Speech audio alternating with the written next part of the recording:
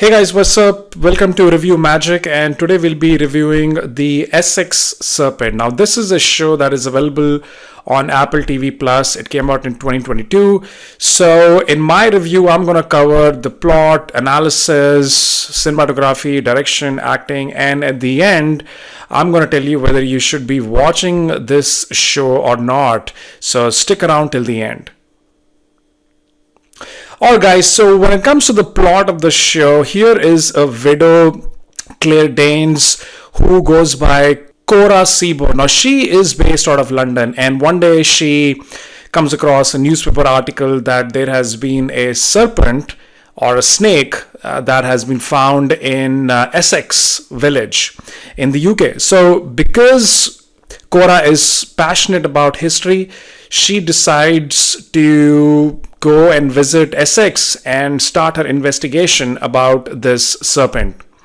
And what happens is her past, which is about her husband who sexually abuses her, that collides with her present to the extent that when she is in Essex trying to investigate, she has her past demons that come across in the form of someone who is actually a witch that has come to Essex, and the villagers start to become very agitated about this. So here's Claire Danes, who wants to come to this small tiny village. It's marshy, and wants to find if there is actually a snake or not, but her past relationship with her husband, it kind of muddles the whole relationship, her current situation with the villagers. So that is what this plot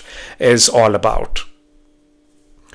Alright, so let's dig into the review and analysis. So when you start the beginning of the Essex Serpent, you see this girl who is running through these marshy lands in Essex, something which I never knew. Essex had so many marshy areas, and this is set in the 1893. So it's dark, it's eerie, and right then you see that something wrong is going to happen. I mean, it gets creepy, and you see this girl who is in the water. She has a cross with her, and she's trying to ask for forgiveness for her sins, and in the water there is some kind of a serpent coming, and this other girl who's outside, she runs away and she hears some splash. So the idea here is that the snake is there, and it consumes people who have committed some sort of sin. So the setting the stage in this show is pretty good. The cinematography, right from the 30,000 feet, it brings you all the way down to Essex, and you just almost feel you're in the Lord of the Rings, where Frodo is trying to destroy the ring, and he goes through those areas. So it's pretty creepy, but it gets your attention. So I like that part, that very early on it catches your attention. And then what happens is there's a transition over to London. This is a city back in, as I mentioned, in the late 18th century. So you see that old Victorian lifestyle. It's a period drama. People are dressed up in a very different kind of attire, and it has a very old charm feeling to it. I mean, even today, people, when they talk about London, they say it has a charm. And back in the days also, you see that whole set direction, the artisticness behind it. It's pretty cool. And I'm a big fan of such kind of shows. So, something of that period drama that is combined with this intensity of thrill, suspense, it actually makes the whole thing very good. So the show actually then starts to pick up, and what happens is that you see that Claire Danes' husband, he's on the bed, and it's almost the end of him, and Claire keeps thinking about how her husband was sexually abusing her. And Claire has a friend, almost like a maid, that she confides in everything. So you start developing the plot, which is kind of starts flowing in a good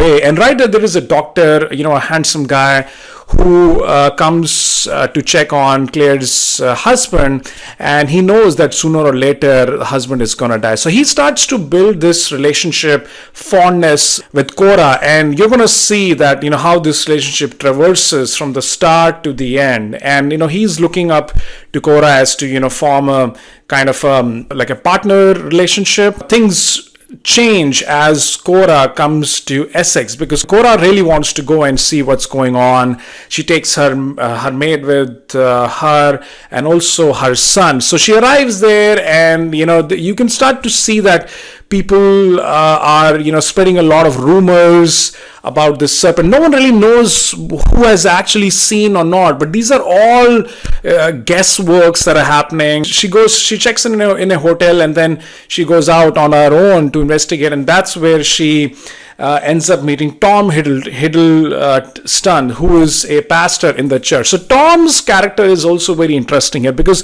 Tom, even though he is in that small village, but he doesn't believe in these orthodox beliefs. He's Catholic, he's preaching, but he thinks all this is just a mystical creature. So he kind of becomes that supporting part to Cora, who is doing investigation, and the relationship between Tom and Cora, it kind of starts to form pretty good. So that's where you see a new story delving into someone who can help Cora investigate this whole issue. That's where she ends up meeting different villagers, and the story starts to, you know, take a deeper turn. Now there's another aspect here, is that the Tom Hiddleston, as he's walking back home after the end of the day, he gets to know that one of the girls is missing, and this is the girl that I talked about initially, that, you know, is having a cross, and she is in the waters, and the idea is that a snake comes and consumes her, and her sister is running away. So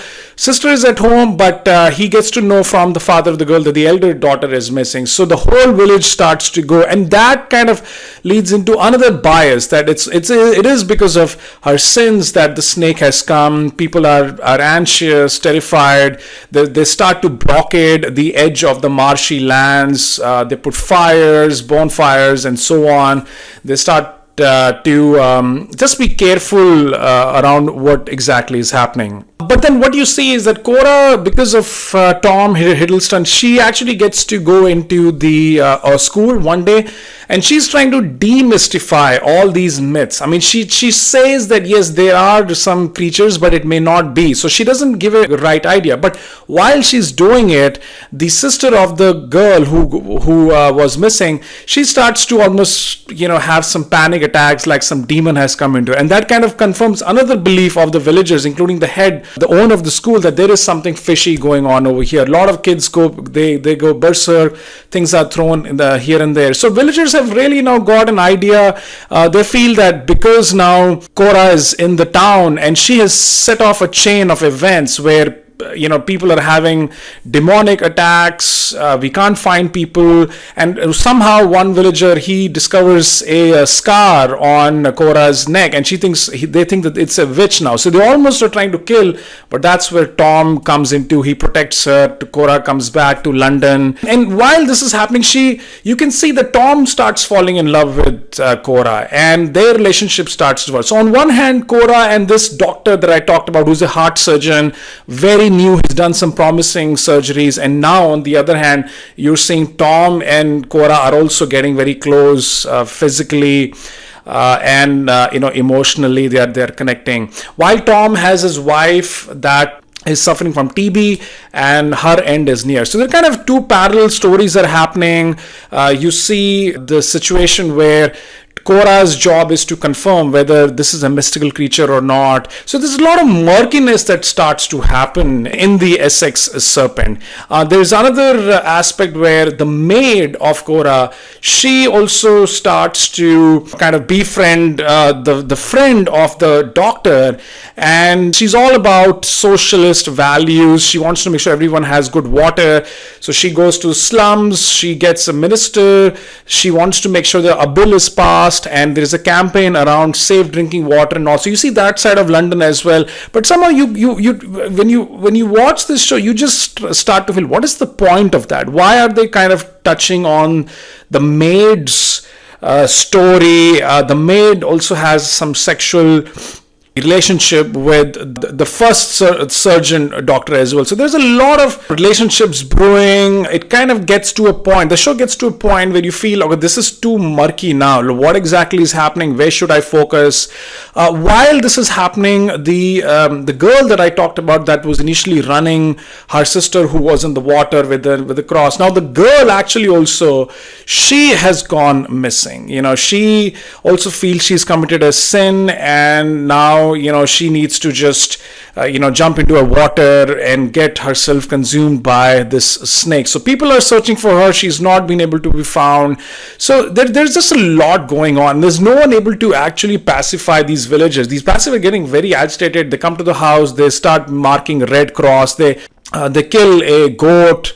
There is a caretaker of the goats, who of course is a farmer, and he is one day found dead next to his house, and his body rolls all over going to in the marshy areas, and that's where villagers find their body. They think again the snake has consumed this person. So there's a lot of, almost like in a small tiny village when you go, and rumors spread out. So I like that part, that's how things happen. But there's also some good side of belief where people are optimistic. They don't think this is what it is about. But there is just too much going on, as I talked about, from a relationship standpoint, and you just start to feel, oh my god, why is all that happening? The relationship between Tom and Cora, that another thing is something that I don't understand, because you have a wife, even though she has TB, you've got kids, he commits a sin to you, and he's the one who approaches Cora. It's not the other way. But then one thing leads to the other. So I think there's just that complex mesh that is happening, but overall the story is intriguing. This is something, a fresh movie that I found on Apple TV, and I said, all right, I want to give it a try. So my analysis was kind of like, I thought that this movie was on a decent scale, thrill, that surprise element. It's got the old London Victorian charm into it. But there are some things I just don't understand. There's one thing more, that the doctor, he's about to get in a ward, and Cora leaves him, and when he's coming back, someone stabs in his palm, and he's never able to operate now. Why is that even necessary? I don't know. So I feel like there could have been a new season of Essex Serpent, but I just don't see any opportunity in that. So now going into direction. Now, based on what I just described, I think the story from the start to the end, it kind of flows okay, but there is that distraction element, and which I kind of hold my head as like, why is that happening? I, as an audience, would have wanted that, all right, Cora is now in Essex. They're describing it very amazingly. Let's try to demystify whether there is actually a serpent or not, because that still is not clarified by the end of this story. So you're just kind of hanging in there. You never see an actual serpent, but it's all in the minds. Maybe here and there you see it in the water, but is that a real thing? Maybe it's some other animal. So, and Cora actually starts to find some fossils in the town of Essex. These are dinosaur fossils. So the whole shift is happening here. So I'm really not sure it doesn't really flow well. What was the purpose? What were your protagonists? What were they wanting to do?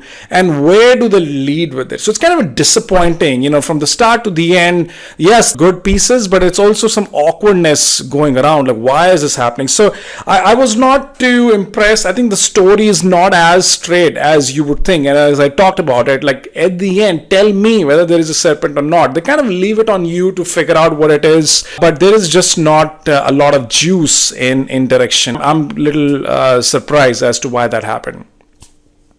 Now, when it comes to the acting, I would say definitely good performances by Claire Danes, she was in Homeland, and I thought she was phenomenal. Tom Hiddleston also is great. I mean, the costumes, the whole get-up, the acting, yes, they kind of fit into the role very well.